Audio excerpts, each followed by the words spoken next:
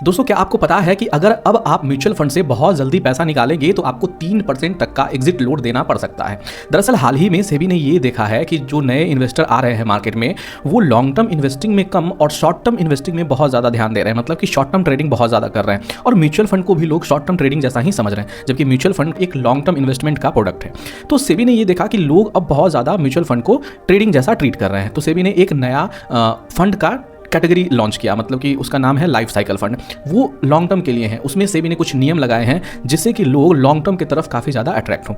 मतलब उस फंड में अगर आप इन्वेस्टमेंट करते हैं और 1 साल के अंदर अगर आप पैसा विड्रॉल कर लेते हैं तो आपको 3% तक का एग्जिट लोड देना पड़ सकता है। वहीं अगर आपको 2 साल के अंदर आप उसमें से पैसा विड्रॉल करते हैं तो आपको 2% का एग्जिट लोड देना पड़ेगा, और 3 साल के अंदर अगर आप विड्रॉल करते हैं लाइफ साइकिल फंड से अपना पैसा तो आपको 1% का एग्जिट लोड देना पड़ सकता है। और अगर 3 साल के बाद अगर उसमें से पैसा विड्रॉल करते हैं तो आपको एग्जिट लोड नहीं देना पड़ेगा।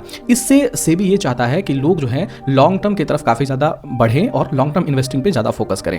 तो लाइफ साइकिल फंड में अगर आप इन्वेस्टमेंट करते हैं तो कम से कम 3 साल से ज़्यादा के लिए कीजिए, नहीं तो आपके पोर्टफोलियो के ऊपर एक बहुत बड़ा डेंट पड़ सकता है। तो सेबी ने लाइफ साइकिल फंड को लॉन्ग टर्म इन्वेस्टिंग के लिए ही इंट्रोड्यूस किया है। अगर आपको ये जानकारी अच्छी लगी हो तो वीडियो को लाइक, शेयर और चैनल को सब्सक्राइब जरूर कर दीजिएगा। अगर कोई सवाल हो तो कमेंट बॉक्स में जरूर डाल दीजिएगा, हम आपको रिप्लाई करके बता देंगे।